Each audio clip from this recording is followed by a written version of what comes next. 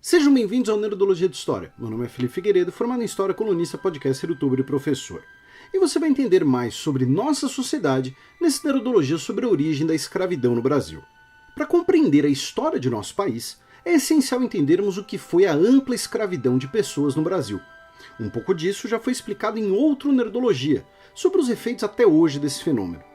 Os primeiros registros de escravidão de pessoas são de mais de 5.000 anos atrás, na região da Mesopotâmia, basicamente no mesmo tempo das primeiras civilizações sedentárias.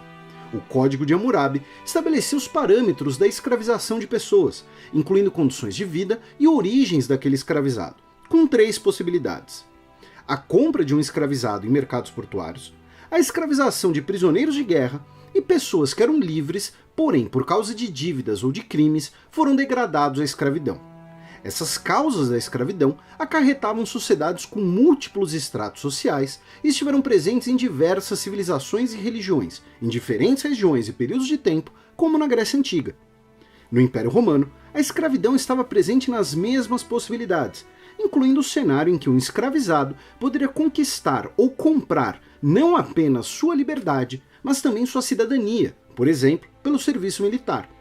E é importante notar que esses mecanismos eram universais, sem restrições étnicas ou geográficas.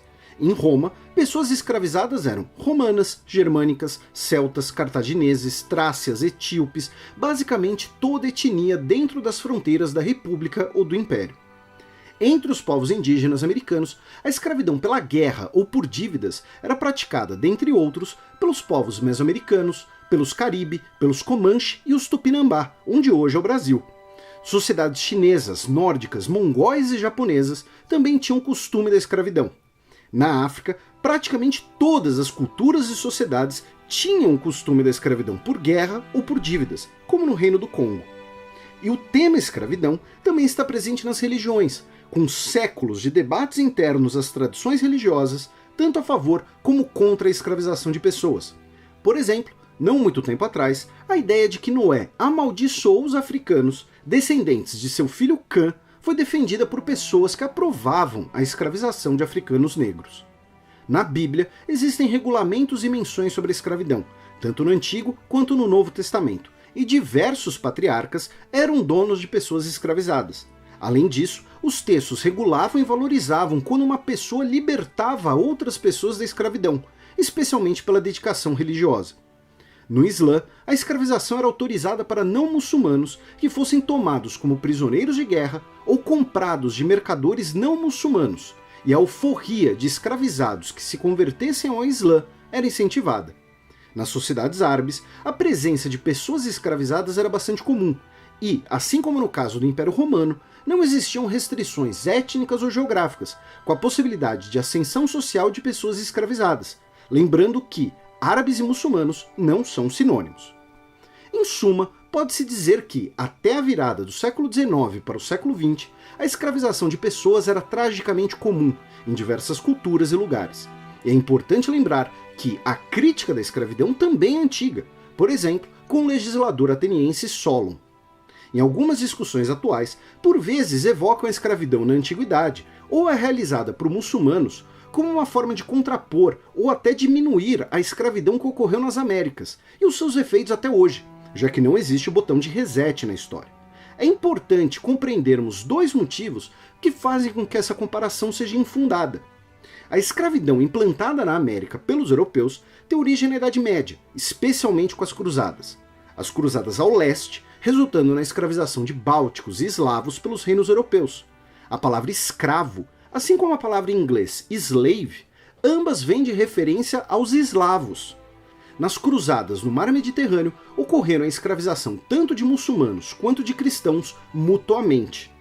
Movidos pelo chamado espírito cruzadístico, começa a expansão ultramarina portuguesa, com a conquista de portos africanos, que é acompanhada em 1452 da bula Dum Diversas, do Papa Nicolau V, que autorizava ao rei português o direito de reduzir a escravidão perpétua sarracenos, pagãos e quaisquer descrentes como parte de uma escravidão pela guerra, como os casos que vimos antes. Nesse contexto de guerra, entre os séculos XVI e XIX, até 1 milhão de europeus foram escravizados por reinos muçulmanos, especialmente para servirem como remadores em galés, espanhóis, gregos, italianos e até islandeses. É importante notar, entretanto, que esse caráter de guerra religiosa com a escravização foi restrito ao Mediterrâneo e à Europa, não afetou o Brasil e nossa sociedade. Nenhuma expedição para a captura de pessoas foi realizada por muçulmanos ao solo americano. Esse é o primeiro motivo que invalida a comparação. Foi a África a região que mais sofreu com a escravização de pessoas, de diferentes regiões e etnias. Para o historiador congolês Elika Imbokolo, até 13 milhões de africanos foram escravizados por reinos muçulmanos. Outros 4 milhões foram escravizados por ocidentais e árabes pelo Oceano Índico, e até 20 milhões de africanos escravizados pelo Atlântico, especialmente para onde hoje são Brasil e Estados Unidos, além do Caribe. Segundo a maior iniciativa de pesquisa sobre a escravidão atlântica, cerca de 11 milhões de africanos foram trazidos para o continente americano, mais algo entre 2 e 4 milhões morrendo durante o tráfico antes de chegar ao destino. No Brasil, os primeiros africanos escravizados chegam em 1538. No total, 4.800.000 africanos chegam ao litoral brasileiro. Com a cada vez maior presença portuguesa no continente africano e sua posição geográfica privilegiada, Portugal torna-se o maior centro mercador de escravizados da Europa. No século XVI, mesmo indo além dos territórios muçulmanos, Portugal já está totalmente comprometido com o comércio de africanos escravizados. Outras potências europeias também investem nesse comércio de pessoas formado por escravos africanos negros. E esse processo da escravidão pelo Atlântico será um fenômeno próprio, diferente da escravidão que existia até o momento e que vimos até aqui. O comércio de pessoas era realizado não mais como consequência de uma guerra justa, mas realizado no Atlântico como um processo mercantil. O africano era um produto em si mesmo, para ser lucrativo. Também não era uma escravidão por dívida ou como pena criminal, que nunca foram legalizadas onde hoje é o Brasil. A escravidão era atividade ampla, de larga escala, extremamente organizada, lucrativa e base para a economia dessas regiões americanas, na produção de tabaco e açúcar, por exemplo. E principalmente, como o mesmo historiador coloca, a escravidão do Atlântico é a única que é específica etnicamente, voltada contra pessoas negras, mesmo as que adotassem o cristianismo. Esse é o segundo motivo que invalida a comparação entre a escravidão do Atlântico e a da Antiguidade. Ao contrário da antiga sociedade romana, por exemplo, o componente étnico que o tráfico atlântico adiciona ao comércio de escravos cria uma estrutura racial. Existe um povo que, por causa da sua cor de pele, é escravo, e isso é herdado pelos filhos perpetuamente. Essa particularidade étnica cria uma estrutura racial, e pode ser exemplificado em uma afirmação do então chefe de polícia do Rio de Janeiro, Eusébio de Queiroz, autor da lei que proibiu o tráfico negreiro. Mais razoável a respeito de pretos presumir a escravidão, enquanto por assento de batismo ou carta de liberdade não mostrar o contrário. Ou seja, a cor da pele era prova suficiente da escravização, um sinônimo com a inversão do ônus de prova, a pessoa, por ser negra, que tinha que provar sua inocência.